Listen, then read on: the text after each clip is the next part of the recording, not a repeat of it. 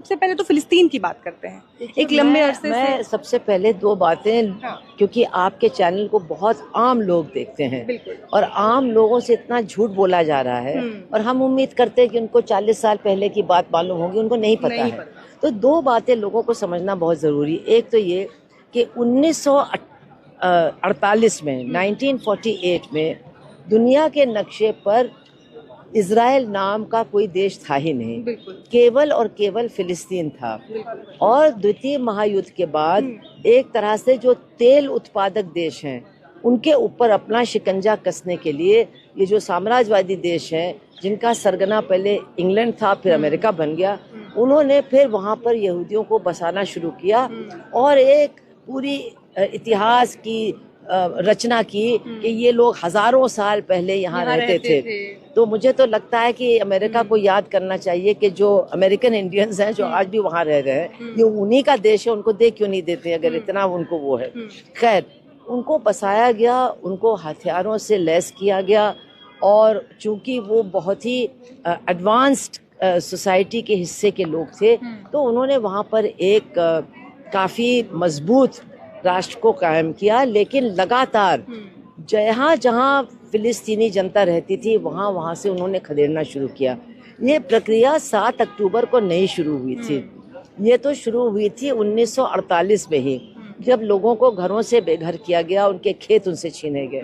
और आज तो वो खुल्लम खुल्ला कह रहे हैं और ट्रम्प भी कह रहा है कि हम यहाँ एक भी फिलिस्तीनी को रहने ही नहीं देंगे, चाहे वेस्ट बैंक हो चाहे गाजा हो। तो मतलब आज अगर हम एक झोपड़पट्टी में रहते हैं और हमारी झोपड़पट्टी के ऊपर बुलडोजर चलता है तो हमारे ऊपर क्या बीतती है। हमें सोचना चाहिए कि जिनका एक घर नहीं, जिनसे पूरा रहने का अधिकार ही छीना जा रहा है, जिनसे उनका मुल्क, उनका देश, उनका सब कुछ छीना जा रहा है, उनके साथ हम क्यों नहीं खड़े हो रहे हैं, हमारी सरकार क्यों नहीं खड़ी हो रही है। और दूसरी बात, अगर हम मानवता की बात करते हैं तो जो करीब करीब हम तो समझते हैं 1 लाख से ऊपर लोग मरे हैं अब गाजा पट्टी में, उनमें से आधे से ज्यादा आप सोचिए महिलाएं और बच्चे हैं। बच्चों का दूध उनसे छीना जा रहा है, उनसे दवा छीनी जा रही है। आज वो बता रहे हैं कि दुनिया में सबसे ज्यादा संख्या अपंग बच्चों की फिलिस्तीन के अंदर है। जिन बच्चों का एक अंगूठा काट दिया गया है या एक हाथ काट दिया गया है या पैर काट दिया गया है, इनकी संख्या, जबकि वो इतनी छोटी जनसंख्या है, पूरी दुनिया में सबसे ज्यादा है। तो ये तो उनके बर्बरता और निशंसता की बात है। लेकिन हमको जो समझना है कि हमारा देश कहाँ है। तो देखिए, मैं एक बात कहना चाहती हूँ कि जो साम्राज्यवाद का विरोध नहीं करता वो अपने देश के लिए भी नहीं लड़ सकता है, अपने देश की आज़ादी के लिए भी नहीं लड़ सकता। ये दुनिया का इतिहास हमें बताता है। अगर आप साम्राज्यवाद के पक्ष में हैं तो आप सच्चे देशभक्त भी नहीं बन सकते हो। आज जो हमारे देश में राज कर रहे हैं, इन्होंने 47 से पहले भी साम्राज्यवाद का साथ दिया और आज भी वो दे रहे हैं, इसलिए इनको सच्चा देशभक्त तो माना ही नहीं जाता है। और आज वो हमारे देश को ऐसी जगह ला करके हमको उन्होंने खड़ा कर दिया है कि दुनिया में कोई भी हमारा साथ देने के लिए तैयार नहीं है, क्योंकि हम किसी का साथ नहीं दे रहे हैं। जिन्होंने हमारा साथ दिया, ईरान ने सबसे ज्यादा हमारा साथ दिया है, पाकिस्तान के खिलाफ भारत का साथ दिया है कश्मीर के मुद्दे को लेकर के। जब तेल हमको नहीं मिल रहा था, हमको सस्ता तेल दिया है ईरान ने, हर तरह से मदद की है। और आज ईरान के ऊपर ऐसा संकट है कि एक दूसरा देश तय कर रहा है कि हम इनके राष्ट्रपति को जिंदा छोड़ेंगे कि नहीं छोड़ेंगे, इनके नेताओं को जिंदा छोड़ेंगे कि नहीं छोड़ेंगे। हम चुप हैं, हम मौन हैं। क्या हो गया है हमको? अगर जनरल असेंबली में युद्ध विराम का प्रस्ताव आता है तो हम मौन हैं, अगर ईरान के पक्ष में आवाज उठती है तो हम मौन हैं, और फिर हम दुनिया में घूमते हैं कि हमारा साथ दो।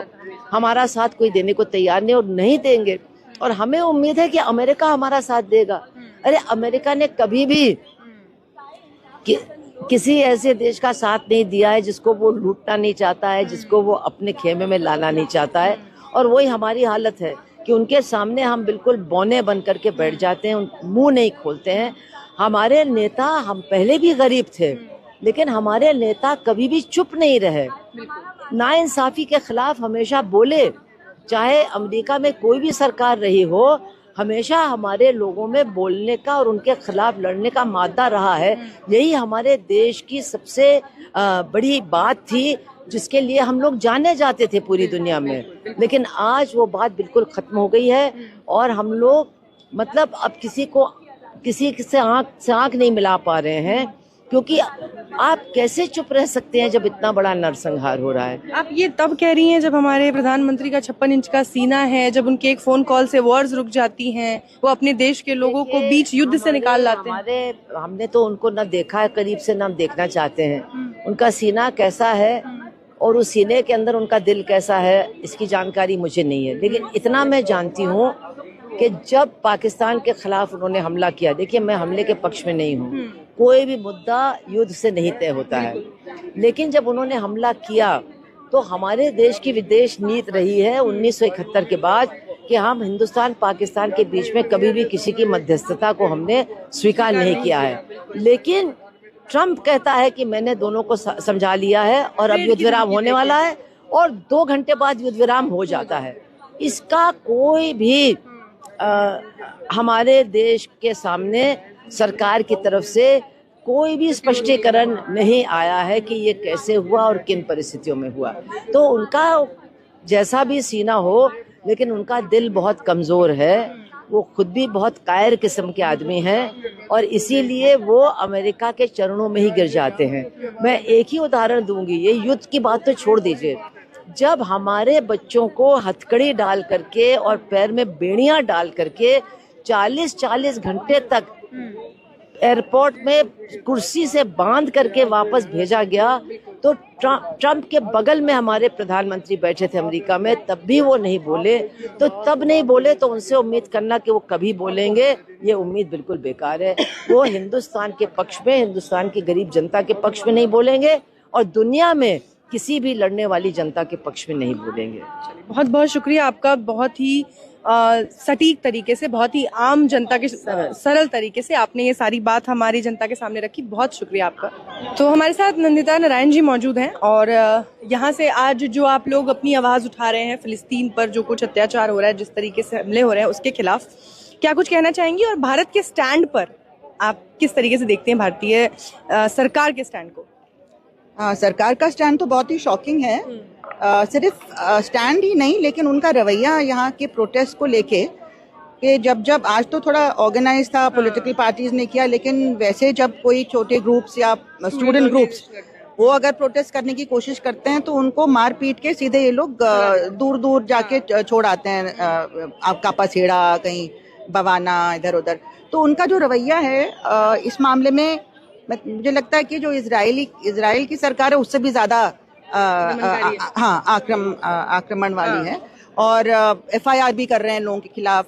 कश्मीर में कई FIR हुए, यहाँ पे अलीगढ़ में भी FIR हुए, फॉर नो राइम और रीजन कि आप अगर ये पहने हैं या आपने झंडा उठा लिया है, बैग में आपके झंडा है, आपने झंडा उठा लिया। तो ये बहुत ही अफसोसजनक बात है, क्योंकि हिंदुस्तान की एक प्राउड लेगेसी है। देखिए, हम भी कॉलोनियल रूल से बड़ी मुश्किल से आज़ादी के संघर्ष करके हम लोग निकले थे। 200 साल से ज़्यादा हमने लड़ा, और वही वेस्टर्न इंपीरियल पावर्स है। उन्हीं वेस्टर्न इंपीरियल पावर्स का विक्टिम पैलेस्टाइन रहा है, क्योंकि अगर ये ज़रा सा भी अपना इतिहास देखें तो ये 1917 से बाल्फोर डिक्लेरेशन की जो ज़मीन आपकी है नहीं, ब्रिटेन ने वो उठा के जूस होमलैंड उनको चाहिए। अरे वो वाइट यूरोपियंस ने उनको उत्पीड़ित किया, तो आप पैलेस्टाइन में क्यों उनको कर रहे हैं? आप अपने यहाँ जगह दीजिए, अगर आपको गिल्ट कॉम्प्लेक्स इतना हो रहा है। और रिलीजन के बेस पे कोई भी देश तो हमें वैसे भी मतलब जहाँ है वो है, लेकिन हम उसको अप्रूव नहीं करते। It doesn't work. अब पैलेस्टाइन में पहले से ही जो इंडिजिनस लोग थे वहाँ पे जूस, मुस्लिम्स, क्रिश्चियंस, सब तरह के लोग वहाँ पे रह रहे थे, है ना। तो पैलेस्टाइन एक नेशनैलिटी का सवाल है। उस कंट्री पे आपने इस तरह से एक अपना, जैसे कहेंगे सिपाही वहाँ पे घुसपैठिया बैठा दिया, क्योंकि आपका असल में इंटरेस्ट क्या था कि मिडिल ईस्ट में आप एक ऐसा अपना पुलिसमैन रखे हैं जो आपका काम करे, एक लठबाज, और वहाँ के जो सारे वहाँ पे डिस्टर्बेंस करके वहाँ पे सारे रिसोर्सेज को हथियाने की कोशिश करे। ऑयल सबसे ज्यादा, जिस वजह से इराक वगैरह सबको तबाह किया गया। तो ऑयल और बहुत सारे और भी मिले हैं वहाँ पे, कितने सारे लिथेनियम और पता नहीं क्या क्या वहाँ पे जो रिजर्व्स हैं उन पे इनकी नजर है। तो आपको वहाँ पे भी हथियाना है, तो आपने उनको इस तरह से बढ़ावा दिया, उनको आपने इनकरेज किया, और उनको न्यूक्लियर कैपेबिलिटीज भी आपने मदद की। सबको मालूम है ये। उन पे तो कोई रोक नहीं है। और ईरान जो एक बचा हुआ देश है, बाकी सबको तो उन्होंने काफी तबाह किया, उस पे आप अटैक अब कर रहे हैं। और गाजा में तो मतलब हर तरह की जो बर्बरता है वो क्रॉस हो चुकी है कि इतना बुरा हाल है। वहां पे भी आप सीज फायर को हमेशा वीटो कर देते हैं। और सबसे बुरा हाल हमारे हिंदुस्तान का, जो हिंदुस्तान ने अपनी किस वजह से, एक तो दो वजह है, एक तो आप कॉलोनियल जो पावर्स हैं, अर्स्टवाइल इंपीरियलिस्ट पावर्स, उनका पूंछ बन के बैठे रहते हैं क्योंकि आप उनसे डरते हैं, या जो भी वजह है, आपको उनको आंख दिखाने की हिम्मत नहीं है अमेरिका वगैरह को। और दूसरा ये है कि आपका अपना भी जो पॉलिटिक्स है डोमेस्टिक, वो पूरा कम्युनल पॉलिटिक्स है। आपके पूरा जो रीप करते हैं बेनिफिट्स, आप इलेक्ट्रल बेनिफिट्स रीप करने के लिए आप कम्युनल हेट्रेड पैदा करते हैं, उसी को रीइंफोर्स करते हैं, उससे आपको फायदा भी होता है इलेक्ट्रली। तो ये दोनों चीजें जब कंबाइन करती हैं तो ये so called war on Islamic terrorism, मतलब आप बाकी टेररिज्म नहीं देखेंगे, ज़ायनिस्ट की टेररिज्म नहीं देखेंगे, है ना, अपनी खुद की टेररिज्म जो है, हिंदुस्तान में कितने लोग लिंच हुए हैं, क्या क्या नहीं हुआ, वो नहीं देखेंगे।